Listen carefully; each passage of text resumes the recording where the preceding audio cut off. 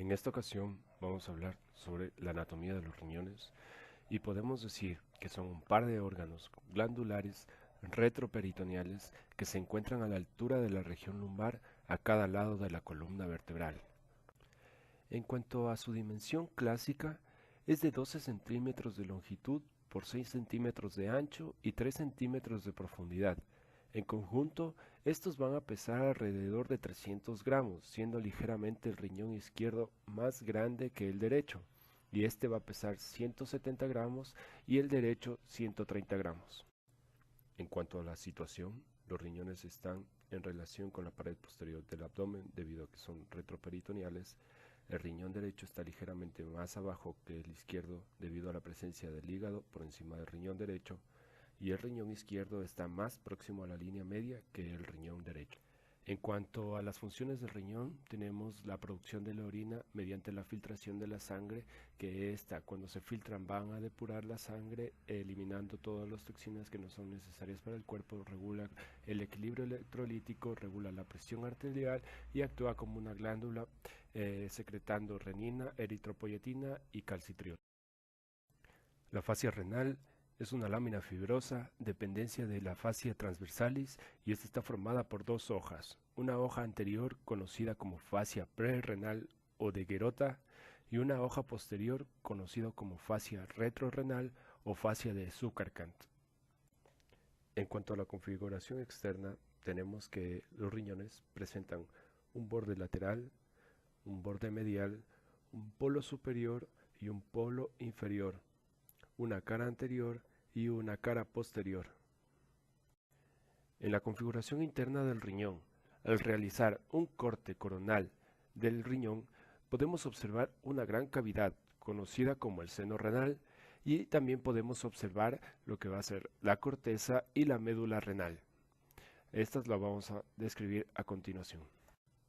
El seno renal es una cavidad excavada en el espesor del parénquima renal, con una profundidad aproximadamente de 3 centímetros, y está ocupada por tejido adiposo prominente de la fascia perirrenal, y también contiene las ramificaciones de la arteria y la vena renal. También contiene los cálices mayores y menores. Vamos ahora a hablar acerca de la constitución anatómica del riñón.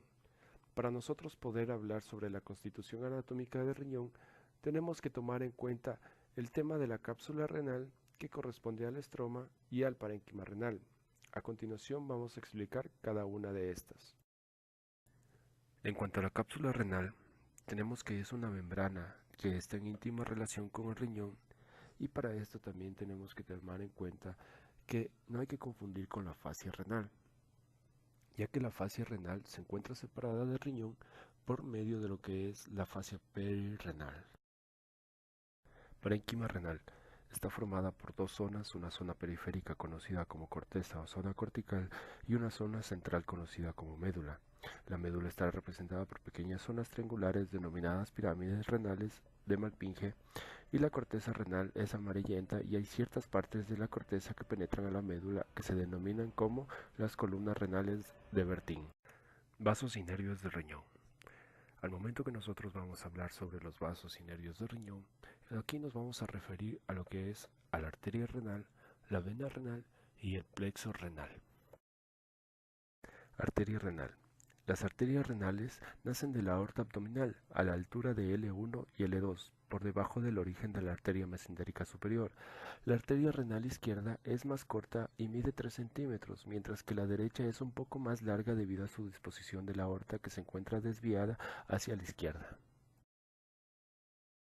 Vena renal. En esta ocasión el trayecto va desde el órgano hacia el vaso. Las venas interlobulares emergen del seno renal y se organizan en dos territorios, en un territorio prepiálico y un territorio retropiálico.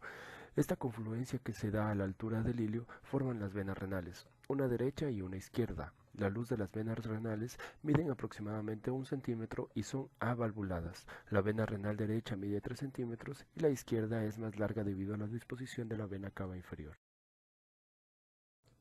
Antes de desembocar en la vena cava inferior, la vena renal izquierda recibe a la vena testicular o vena ovárica. Esto va a estar dependiendo de si es hombre o mujer. También recibe a la vena frénica o diafragmática inferior y también presenta una conexión importante que es la reno-acigo-lumbar. Un detalle importante de la vena renal izquierda es que forma un cuadrilátero reconocido como el cuadrilátero venoso de Roggi, delimitado hacia arriba por el tronco espleno-mesentérico, por la vena mesentérica inferior y por la vena mesentérica superior, y hacia abajo la vena renal izquierda. Y su contenido de este cuadrilátero es la emergencia de la arteria mesentérica superior. En cuanto a la inervación, el plexo renal posee fibras que provienen del plexo celíaco, de los ganglios aórticos renales y los ganglios mesentéricos superiores. El plexo renal posee fibras simpáticas como parasimpáticas que viajan alrededor de la arteria renal. La función del sistema nervioso simpático dentro del riñón es importante ya que disminuye la diuresis, disminuye la filtración glomerular para evitar perder líquido y no filtrar mucha sangre. También estimula la producción de renina, que es responsable de producir vasoconstricción. El sistema nervioso parasimpático no tiene una función aparente dentro del riñón.